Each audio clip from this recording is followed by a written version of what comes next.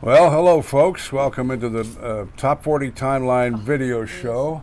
Reminder that our radio show heard on many radio stations around the world. This is the video show, which is available on the Halton Hills Online Worldwide YouTube channel. We have a YouTube channel, folks, our very own YouTube channel. And here we are again. And we're sponsored this week by a wonderful radio station. The Top 40 Timeline is heard there on the weekends. And it's classic hits. And hello to Steve West and all the gang over there in New England. And it's one of those old Top 40 radio, Top 40 music powerhouse stations. And it's great to work there. I do nights as well during the week. Through the magic of radio and automation, I'm on everywhere. Big Daddy is everywhere. Technology. Big Daddy is everywhere. But you forgot something. You see, now you've just thrown all of our lives out the window. You've changed. You did, but when you started off wrong. See? Take two. No, we'll leave that on. Oh, yeah, we are. I'm just having fun. Let's start over. Take two. I'm starting to take her seriously. Is that little mustache you're growing down there? I got a beard, too. No, I'm talking. Them's fighting words. One of those little... Them's fighting words. Is that what you're saying? These two are hilarious. Yes, the boss lady over here. You scared me. Well, somebody needs to be a boss. Trust me. You scared me. We didn't get your meme this week, as you were talking about, but I did see one today that really caught me. And it's the guy sitting there, and he's, I just paid all my bills and my taxes. He goes, I expect to have the roads fixed by tomorrow. Yeah, just because you paid your taxes, I expect to have the roads fixed by tomorrow. How many years was he behind, I wonder? Well, they're at least doing in the Mountain View where we live here finally. So, but yeah, welcome to our great show. We've got lots of good trivia, Leah's trivia today, and we're still kind of giddy. We were at a show last night, so we're still kind of giddy, and we had a lot of fun, and love going to car shows. Get a chance, go to car shows. Yeah, we were at our local radio. One of our radio stations was broadcasting live, FM108.ca, from the Georgetown, Ontario Classic Car Show. Actually, and that's what I meant to do today, and I'll have to do it tonight, I'm going to share a few of those videos to the FM 108 page, since that's the radio we're listening to. Well, we're all last family, night. we own all these stations too, and we have a lot of fun with our local radio here too, so we're out and about doing, it seems to be more and more all the time. Am I leading off with the Courtney Love story, my dear? You are. I shall. First Courtney couple Love, This Week in History, gained the distinction of being the first AOL subscriber to have her email account shut down. Mainly, of course, for the death threats she posted against people she thought deserved them. She put a whole new meaning into the letters AOL. That's right. And Courtney is always a little off the wall. That's to say the least. Very much. And I'll do one more. Stargazers was the first ever UK group, or were, to score a UK #1 single when Broken Wings went to the top of the charts in 1953. And we all remember that one. Of course, 1953, that's going back a long, long way, man. 10 then, I think. Yeah. I was -7. Yeah, okay. But that's going way back in Broken Wings, history. I think of Mr. So You were 12 years in the making at that point. Reg So, Presley. 1941, Reg Presley, singer-songwriter with English garage rock band The Trogs. They were good. I love that loved name. So did I. Oh, yeah. That name too. Who had the 1966 U.S. #1 and UK #2 single, Wild Thing, and the hits with A Girl Like You and Love Is All Around. Favorite. Which was covered by Wet, Wet, Wet in 1994 and stayed at #1 in the UK for 15 weeks. In 1990, Presley began to develop an interest in the paranormal, in particular crop circles. He used the royalties Love Is All Around to fund his research into the area and outlined his findings in a book, Wild Things They Don't Tell Us, which was published in 2002. Presley died on February the 4th, 2013, so a decade ago. I didn't actually meet him myself, but my boss, Norman B., met him. Oh, and I he think that would be said, cool. this guy was so cool. And he had one of yeah. the deepest voices you've ever heard in your life. Yeah. And it was back in those days, it was a little different than what it was today.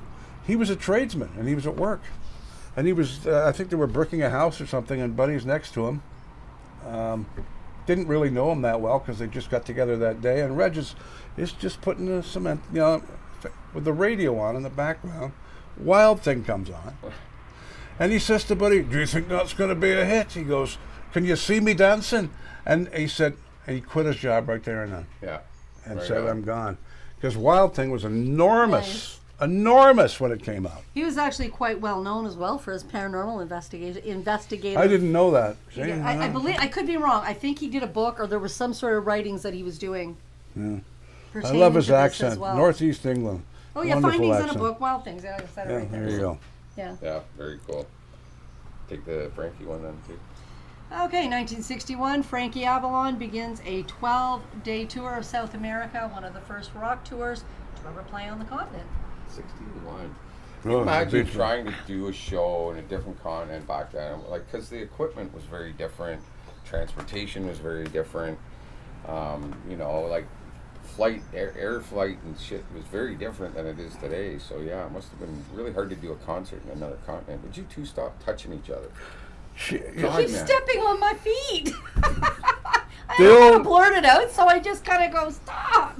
The old Frankie Avalon, Annette Funicello movies are great to sit and watch with a bag of corn chips. Never got into them No? myself, no.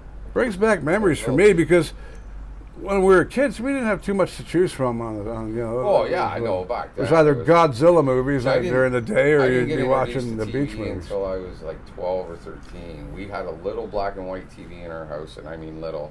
The only thing I was allowed to watch was Hockey Night in Canada on Saturday nights. That was it. We had to sit in my parents' bedroom and watch it because that's where the only TV in the house was. Oh no, And, we had TV. When my family moved here, my parents bought a television, and we finally, a Muppet Show and this and that. I was just hooked. I was like, oh. What was that? It was the Beach Party or Beach Party Bingo with Yeah. with Frankie Annette- Avalon and Annette, yeah. which was one of their most popular. I remember was watching the that problem, with my mom. probably. Yeah. I do Well, remember they watching were that when it the came out. I was Mickey Mouse little. kids or something too. weren't Yeah, they? she was. She well, was. she was. Yeah. And Annette Oh, Funicello was. Sadly, big time. she died a few years ago. Sadly, Yeah. she had some health problems. Yeah. But God bless her. She had Now- health problems for a while. Yeah. 1966. Am yeah. I doing this or are you doing You it? do that because I want the next one. Okay, there you go.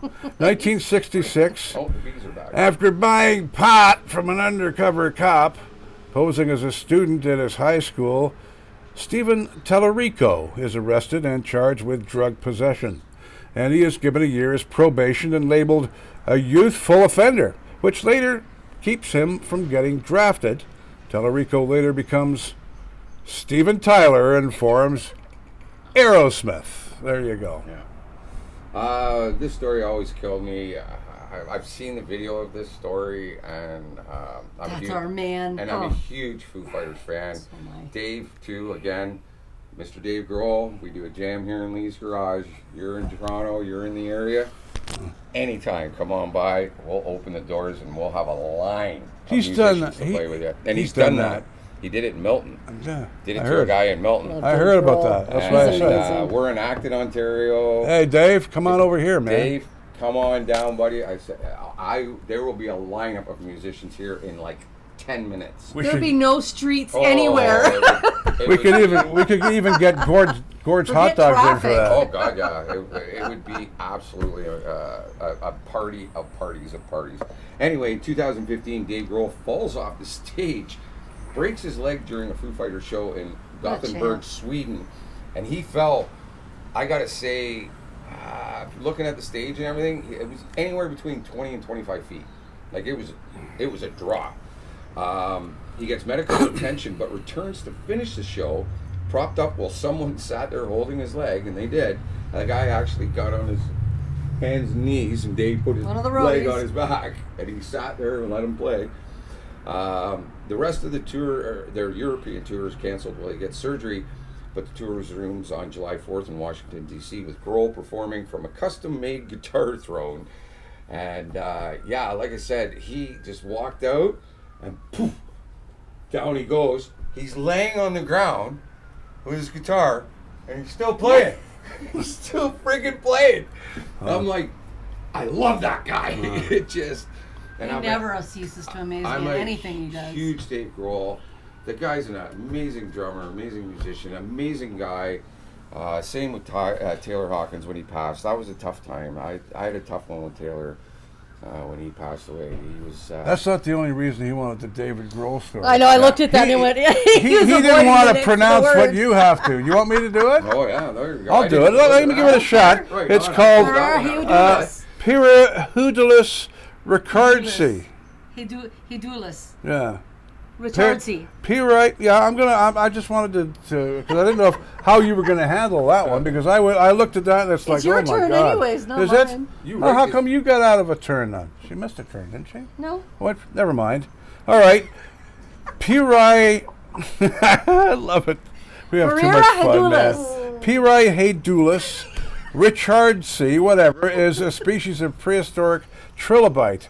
What in the hell is that? You should see it. If you go on the post that I did with this, you can see it looks. It looks like an alien bug. I didn't even see it. It looks like an alien. No wonder Lee didn't want crazy. this friggin' story. I didn't even see it. All I right. just pulled that one out of my. Anyway, I don't even know what a trilobite is, and that's supposed to be the one It's cute, informing it's cool. you guys. You know what I mean? I'm sorry about that. It's so cool looking. All right. You should see It's named after, for some reason, they named this prehistoric trilobite after Rolling Stone Keith Richards. So there you He go. probably looks like. It's he probably prehistoric, looks like but Yeah. He probably looks like it. It probably, it's like Snoop Dogg, right? Because he looked like Snoopy hey, when he was this born. prehistoric bug is still Yeah. alive, and that's what we all know. We keep saying Keith Richards will never die. I'll do a couple more here. Kurt Cobain's first job was a swimming instructor at the YMCA. And it's not true. He wasn't one of the village people. He wasn't the Indian folks. No. He never. We're talking about the YMCA, the group, not the song. And a little bit of trivia. In 1970, Weezer frontman Rivers Cuomo was born in New York City. He was raised on an ashram spiritual hermitage in Pomfret, Connecticut. So there you It's go. a fun little band, Weezer. Yeah. They're fun guys. They are. They are one of the most popular artists of the 90s and 2000s, Yeah. I would say, for sure. 1980, the film Roadie, starring Meatloaf as, a roadie, opens in theaters. Meatloaf stole his scenes in the Rocky Horror Picture Show, but here he gets a star turn playing a Texas electronics whiz who falls for a groupie and joins the crew to pursue her. Blondie, Alice Cooper, and Soul Train's Don Cornelius all appear. It's not the last time Meatloaf plays a roadie. He's in charge of driving the Spice Girls bus in the 1970s or 77 film Spice World. Yeah. 1997. 97, 97, sorry. yeah. Too much dancing yesterday. My girls loved that movie. They watched that Spice Girls movie over and over and over again.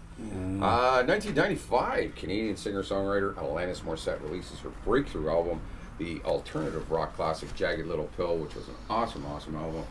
A lot of great tracks on that. The Jagged Little Pill in question comes from the album's fourth single, You Learn, where Morissette urges listeners to swallow it down, be it going through tough experiences and emerging stronger on the other side. A top 10 hit, it's a ray of hope on an album that's already served up the vengeful lead single, You Oughta Know. The singer has no problem unleashing her pain on the ex who did her wrong, but she's not going to wallow on it. She's going to swallow that jagged little pill and move on, and having learned from her mistakes. And a little tidbit was Taylor Hawkins also played on that album. Yeah, you did. She's really talented, Alanis Yeah. Morissette. My brother and I saw her in Ottawa, a little bar in Ottawa, just before, about 4 or 5 months before the album came out. We were in a little tiny bar. It was just her and a keyboard player. Great show. We stayed. We watched. We're like, fuck, that was really good. This was wow, she's really good. 4 months later, that's all you heard on the radio was her stuff. And me and Blaine are like, wow, we just saw her in like this small little intimate place. Like, it was amazing. She's a Great gal, too. Very talented girl. 1998, during the Dave Matthews Band set at the Tibetan Freedom Concert in Washington, D.C.'s RFK Stadium, law student Lisa Selfin, Lisa. Oh, it's Lisa, yes.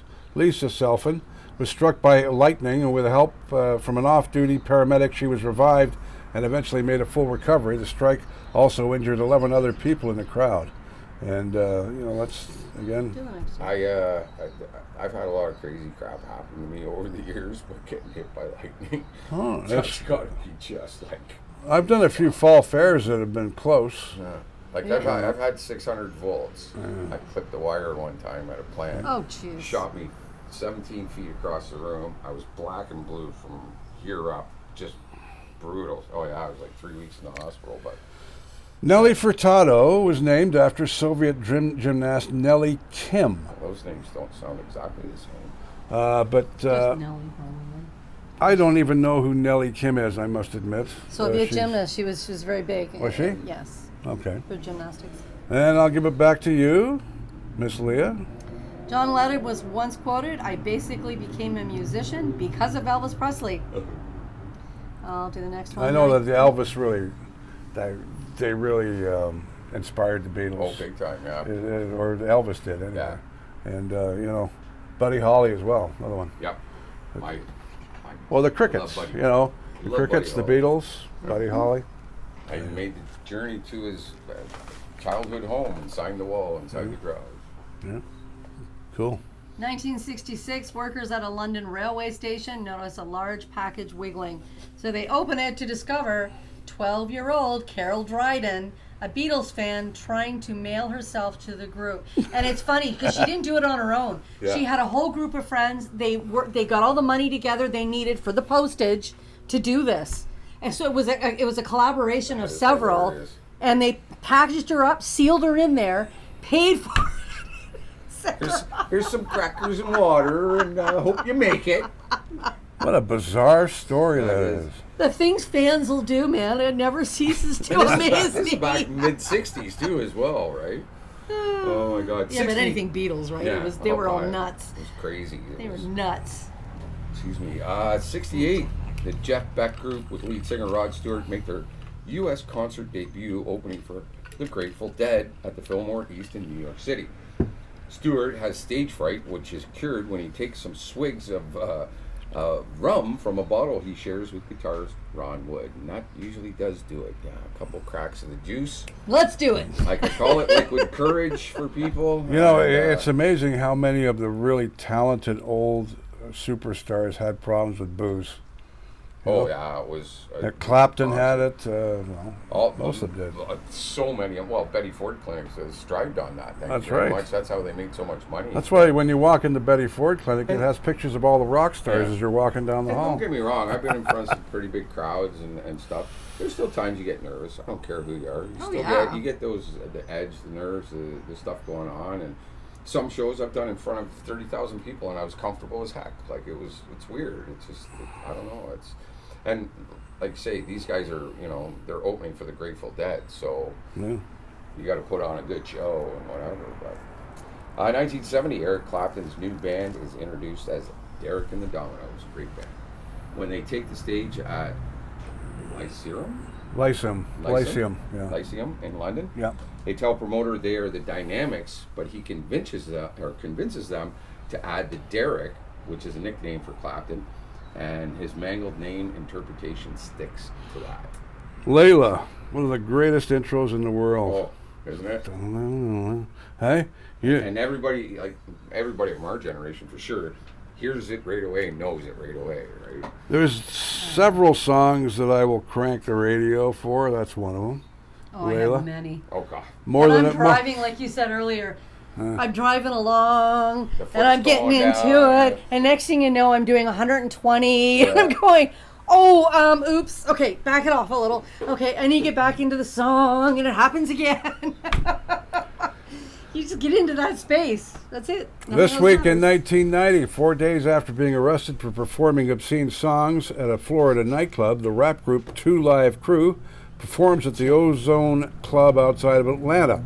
Authorities had warned the group that they would be arrested if they performed their dirty songs, so the rappers encouraged the crowd to sing the obscene lyrics for them, resulting in about 500 people singing lines like, well, whatever. That's the way we like to, whatever, as police officers look on. Fuck, I could say it. So I'll say that's the way we like to fuck. And of course, that one must have been bizarre, seeing it come out of the...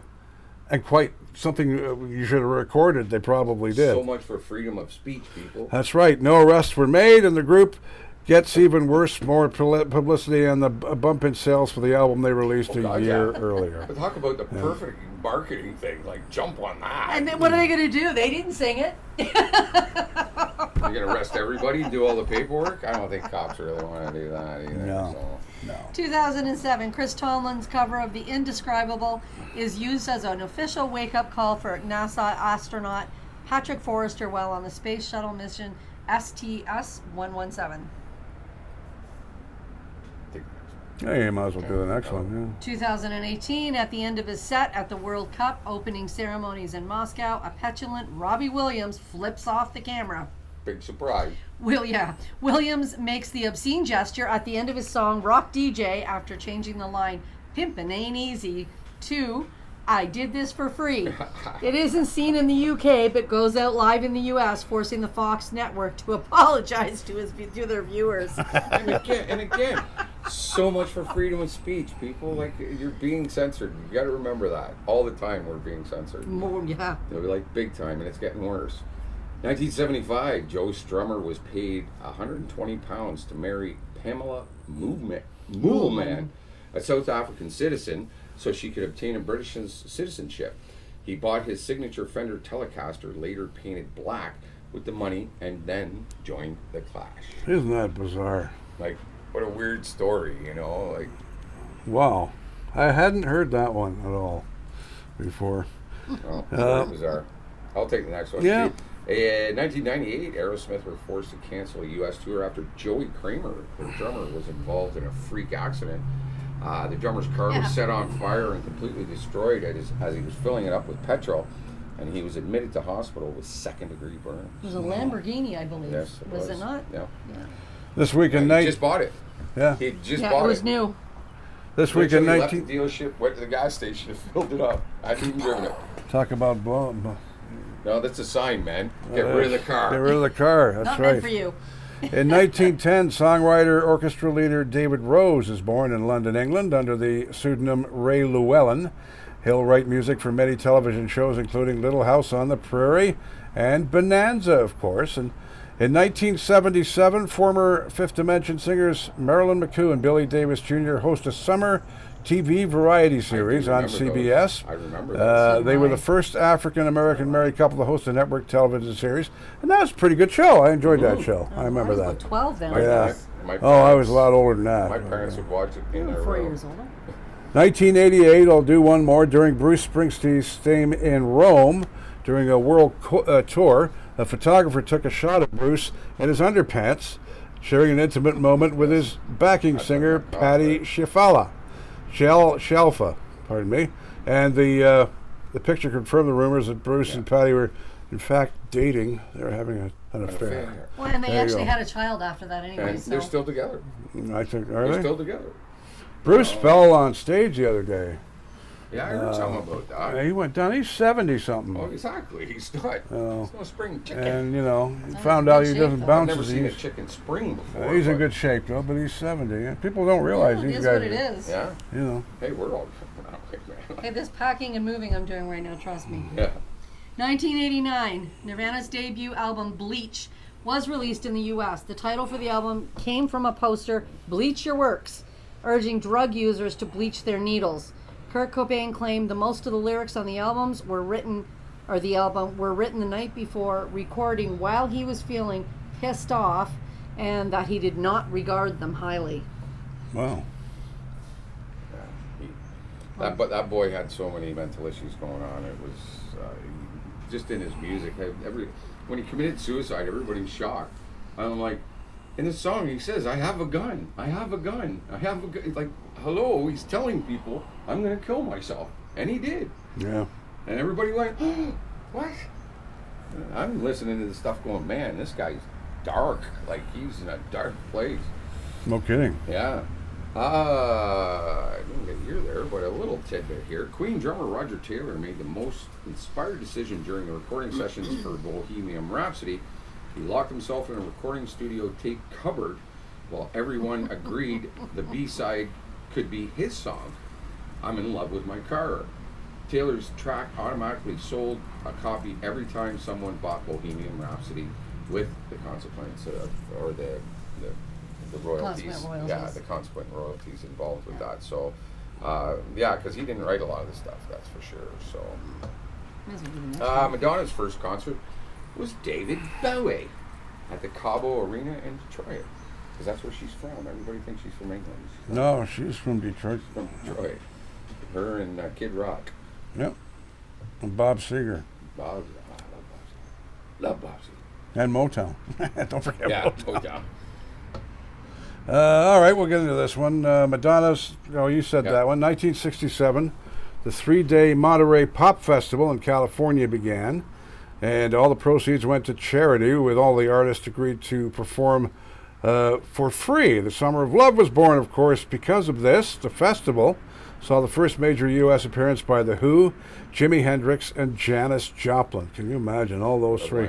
And also on the bill, well, the Byrds, the Grateful Dead, Otis Redding, Simon and Garfunkel, the Steve Miller Band, who were around back then, Canned Heat, the Mamas and Papas, Jefferson Airplane, Buffalo Springfield, and the Electric Flag. John Phillips of the Mamas and Papas, and they wrote the song San Francisco. Be sure to be wearing flowers in your hair to promote the festival, which later became a hit for Scott McKenzie, of course, and that's probably one of the most iconic radio songs of the 60s. Can you imagine going to that? It was like $7 or whatever it was, something really, like, look at what we're paying for concert prices now. I'm not paying, oh my God. No, but you know what I mean. You look at the I prices now, and all of these acts, individually what they would pay now, and what they all play, it was ridiculous. It was peanuts. 1970, the organizers of the Woodstock Music Festival report that they have lost over $1.2 million on the event, but the money will later be made up through the movie and soundtrack rights. So that was... I watched the Woodstock thing they had on Netflix last year or the year before. So they talk about, the original Woodstock, and then they talk about the one that was done later on. Or following it. It was even more of a clusterfuck. The second one. Well, we talked about it a long time ago. I had that up. It was brutal. Crazy, man. Oh, yeah. I the fires that were started, and it was just a gong show. Watching that, it was a real. They ran out of water. Food, the bathrooms. The sewage had gone everywhere because they took a pipe apart and thought they were doing it to get water out of it. In fact, it was a sewage pipe.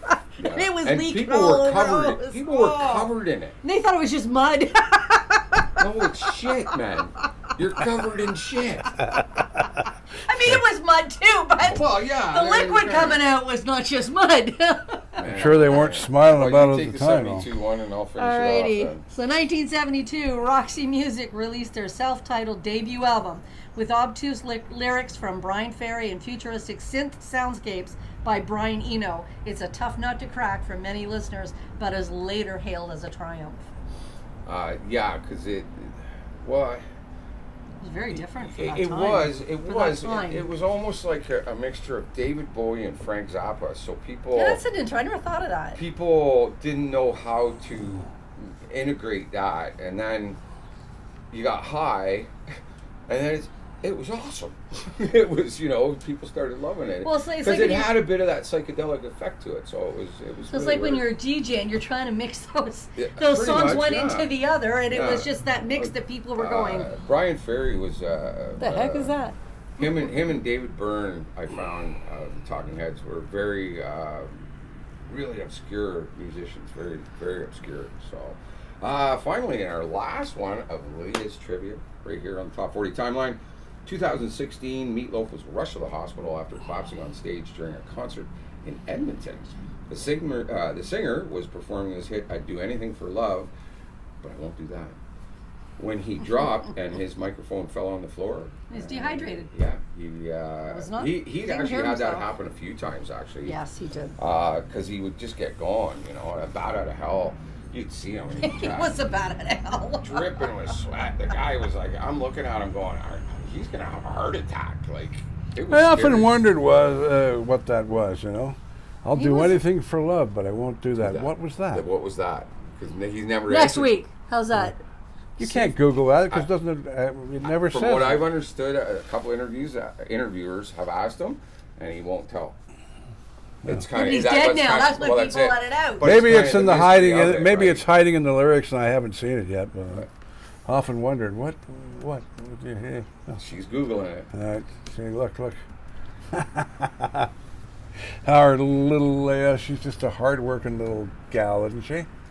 Listen, Absolutely. we're brought to you by Hit Oldies, and of course Steve West and the gang, and the Top 40 Timeline. It's across the eastern United States, all over the place, all over the world, and but it's based in New England, and a great bunch of guys there, and they run the Great Top 40 music. Timeline. Classic hits, boom, boom, boom, boom, boom, old school. And I love those guys, and thank you for carrying the shows. We're on other stations, of course, and here we go, the story behind, well, you want to... Just says, in fact, the lyrics themselves explain the meaning of the word. Each verse mentions two things Meatloaf would do for love, followed by the one thing he will not. With that won't do that, referring to the promise he made in the earlier verse. So now go look up the verse and you'll get the answer to that. We'll have to. Oh, that's some I'll have to look deep up the stuff, lyrics. man. That's backwards tape, Beatles kind of stuff, Satanic stuff. Paul is dead. Paul is dead. Yeah. Remember that? That was Yeah, freaky. something like that. That was all a What big sham, by the way. conspiracy that was. Oh, that was a joke. Totally. Well, we want to thank everybody for tuning in. We love doing this show. It's our Loosey Goosey fun trivia time, and we want to thank Leah. She does a lot of work putting this together, and we get to have fun with it, and we get to learn some. That's cool- right. cool stuff. I've been around radio for years, and a lot of the stuff that she... I'm gonna do- I'm You're gonna do- on- I'm you've gonna do- lost I'm it gonna do now. this. It's yeah. gone. Well, we No, should... it still is. It's okay. It No, still is. no, we have to And keep... you ruined it. We have to keep Ruined it. we have to keep harmony in the universe together. So he has to close it. He opened it, you close it, baby. You know what I mean? Yep. I'll just sit absolutely. here. But they are my chimes. okay? Excuse me? Well, you bought them, but they're mine. See you next week, folks. Have a great week, everybody. Thanks for tuning in. Check us out next week on our Top 40 Timeline vlog. Mandy, you gonna step in here for a minute? And happy Father's Day to Yes. everybody out A there. big happy Father's Day to all the fathers, grandfathers, stepdads, moms doing double duty, whatever it is. Have a great day tomorrow. It's beautiful weather here in Canada. And get out to a car show Yeah, Yep, get out for a car and show. enjoy some cool cars. definitely. Big Daddy, Leah, Lee, Mandy, have a great week, everybody. Rock and roll. I changed it up this time. Yeah, you did. You hit it 4 times, man. And he's a drummer. Yeah, shakes.